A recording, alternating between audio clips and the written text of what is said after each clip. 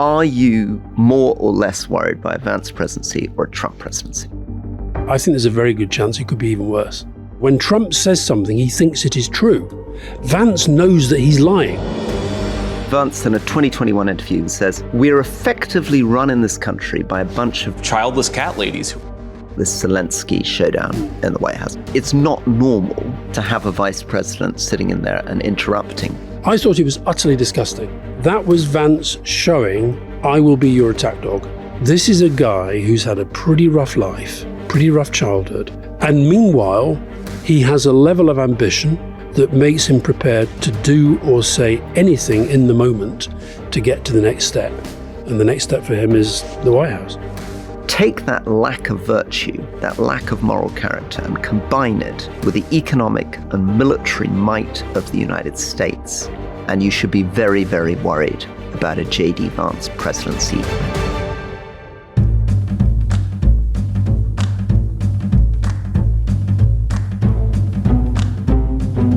Hi there, it's Alastair here. As you are no doubt aware, we're right in the middle of our first ever miniseries, The Real JD Vance, exclusively on the Rest is Politics Plus. And in this week's episode, we covered JD Vance's journey so far during Trump's second term, how he became vice president, how unusually prominent he is, his spat with the Pope, the extraordinary scenes with Zelensky in the Oval Office, and how he may well be the lead contender to be the next president of the United States.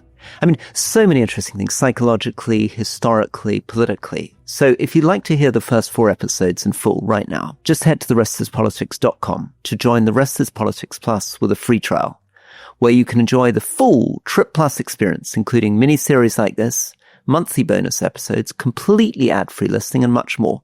New episodes of the series are dropping every Friday morning on the Rest is Politics Plus. That's therestispolitics.com. for the full Trip Plus experience. And if you like a taster, here's a clip from episode 4. Hope you enjoy it. The story basically of the vice presidency is that it's set up with the Constitution in a very, very different world, essentially for the runner-up to the presidency. The first incumbents, these very distinguished figures, Thomas Jefferson, Adams.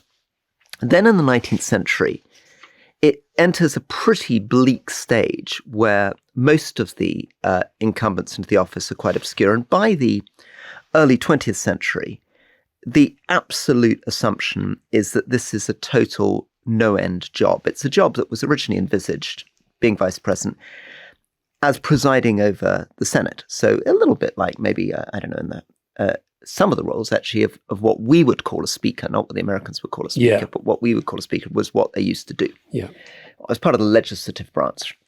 And I think you've got a lovely phrase. This was a guy called Thomas Marshall. Don't know if any of our listeners and viewers remember Thomas Marshall, but he was President Woodrow Wilson's vice president. And he once said, once there were 2 brothers. He's talking about himself and his brother. One ran away to sea. The other was elected vice president of the United States. And nothing was heard of either of them again. I don't think we can say that about JD Vance. He is definitely being heard of. I of course, it's interesting. The ones that I saw close up. So I saw George Bush Sr., who was a serious vice president to Reagan, to for Reagan. 2 terms. We then had Bush Sr. becoming president and Dan Quayle, who was not a serious vice president. No. We then had, of course, Bill Clinton with Al Gore, who was a very serious vice president and who, frankly, should have become president. We then had Bush Jr., who went down the route of picking somebody as vice president who many people saw as even more serious than the president. That was Dick Cheney. Then we had Obama Biden. So Obama basically going for somebody of real experience because of his youth. And then we had Trump Pence. And I would argue even that Trump Vance is very different to Trump Pence. Yeah, well, so just to go back to the history of it, to take on my Rest is History role for a second. The story seems to be that after the Second World War, there was very, very scratchy relationships between presidents and vice presidents. So Truman, who was Roosevelt's vice president, was completely excluded from everything. He didn't even know that America had a nuclear bomb when he took over because FDR hadn't even informed him about the Manhattan program. When Nixon became Eisenhower's vice president, Eisenhower was completely contemptuous of him. And when why did he pick him? Well, a lot of this is to do with party management and trying to get them. So when poor old Nixon was running against Kennedy, Eisenhower was asked, what had Nixon done as vice president? And Eisenhower said, well, I can't think of anything. If you give me a week, I might be able to think of something he's done as my vice president. And then Kennedy was completely contemptuous of LBJ, and RFK, particularly his brother, treated LBJ terribly.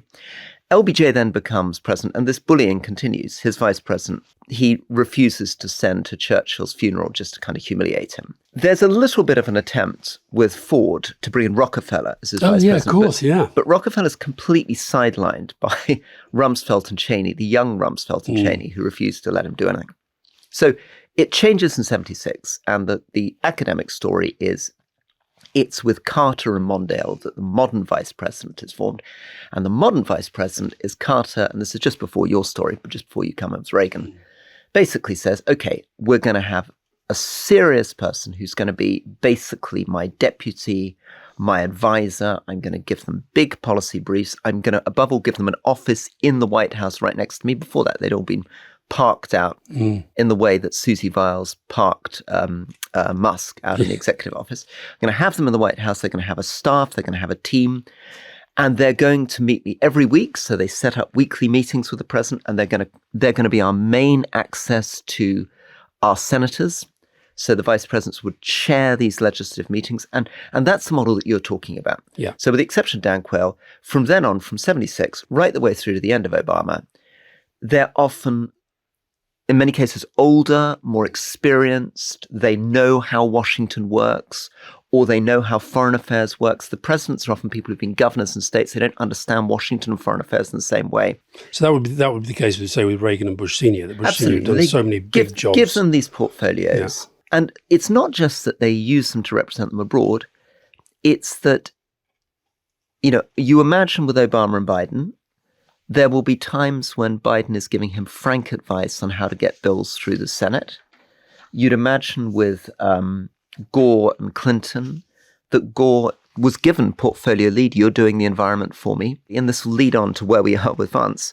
Remember, of these people that you've mentioned, George Bush Sr., who's Reagan's vice president, becomes the president, right? Al Gore, who's Clinton's, is supposed to become the president. Biden, who's Obama's, becomes the president, right? So a system is set up where an increasing, and of course, even these people that I said were humiliated since the Second World War, Truman becomes president, LBJ becomes president, Nixon becomes president, right? So what is this? Do you know the stat? I don't know. I'm just asking whether you've reading these books, whether you've discovered what the stat is for the proportion of vice presidents who become president. LBJ makes that joke. So when LBJ takes the role and people say, what on earth are you doing? Lyndon Johnson was the master of the Senate, had been the most powerful figure in American president. And then he takes this role as vice president. Everyone says, this is ridiculous. This is a no-end role. It's going nowhere. And he says, being very brutal, I've looked at the stats and a quarter of us become president because the president's assassinated. And indeed, that turns out to be the case with him. JFK you could be fury a new conspiracy theory. Maybe it's not a new conspiracy, I don't know. Anyway, yes. So back over to you. So he comes in, and let's just start before we get into the details of it. What's your sense of what the key part, let's say in the past, these people have been senior, experienced senators who are there to guide. Is that what Vance is providing for Trump, or is it something a bit different? No, he's not. I don't think he's providing that at all, because of course his political career to that point had been fairly short. 2 years, I think. Yeah. So no, I don't think it's that. I think what Trump saw in Vance was, well, first of all, let's go back to what we said in the previous parts of the series. Vance is representing some of these very, very powerful people who are funding the Republicans, who are the intellectual powerhouses of the Republicans. Peter Thiel's the one we talked about most, but there are plenty of others. So he's representing part of the kind of money and intellectual base of the Republican Party. But clearly Trump saw something in him. Let's just go to Trump's sort of basic narcissism. He doesn't want somebody to challenge him. Well, the youth kind of gives him that in a way, even though I think Vance could end up as a very, very powerful force within the White House. He doesn't have it's not like George Bush Sr., who everybody knows understands the world of intelligence and diplomacy more than Ronald Reagan did. Same you could probably say for Joe Biden, possibly when it came to certainly with Cheney. Obama. I mean, With Cheney and Bush Jr. Yeah. So I think he's got somebody who he basically sees as part of his political operation. He's going to be the attack dog. And if you think about one of the things that most of our listeners and viewers will remember, one of the first big moments in the vice presidency was not Trump going to the Munich Security Conference, which is one of the big foreign policy events in the global calendar. He sends Vance. And he had, just a quick sort of history thing there, he, in the first Trump presidency, 2016, he sends Pence. Yeah. And I've just been reading the Pence biography, and Pence essentially goes to the Munich Security Conference, and Pence sees his entire role as trying to reassure people. It's not going to be as bad as you think. What he goes all the way around the world, and he does it in Latin America, everywhere he goes in the world, he informally takes people aside and says, don't worry too much about what Trump's saying in public. In practice, it's going to be fine. He does to everybody what Kevin McCarthy did to us in Davos. He says it's all going to be fine, don't worry so much. And that much. was the traditional way of handling Absolutely. Trump. But tell us about what Vance does. Vance, I was in Germany at the time, and Vance goes to Munich and delivers a speech that, I think I said at the time, if he'd just sort of stood up with a bucket of vomit and thrown it at the audience, it would have had pretty much the same effect. He said, "Free speech, I fear, is in retreat. The threat that I worry the most about is the threat from within, the retreat of Europe from some of its most fundamental values shared with the United States of America." And then at the end of the day, he goes off and meets the leaders of the AfD, having snubbed the official government, the far right party, having snubbed the official government. So it went down like a lead balloon. And yet, fast forward to where we are now, and we have a succession of European leaders. We saw it at NATO, we've seen it in summits, we've seen it in bilaterals, who are essentially... I saw that, if I dare mention the presenter of a lesser podcast in the United Kingdom, Lewis Goodall, for example, said about the NATO summit that it was like watching a king and all the other leaders from around the world were his courtiers. Now, that may be a bit over the top, but you get the point he's making. So the consequence of Vance attacking Europe, humiliating European leaders, essentially wasn't to have those European leaders rise up and say, hey, listen, mate, who do you think you're talking to? It was to play into this sense of Trump is the only figure that we have to think about. And is he actually doing to Europe what Trump has done to him? So we hope you enjoyed that extract from episode 4. To hear the first 4 episodes in full right now, just go to therestispolitics.com for a free trial today. It's incredibly simple to sign up wherever you listen, and it takes less than 2 minutes.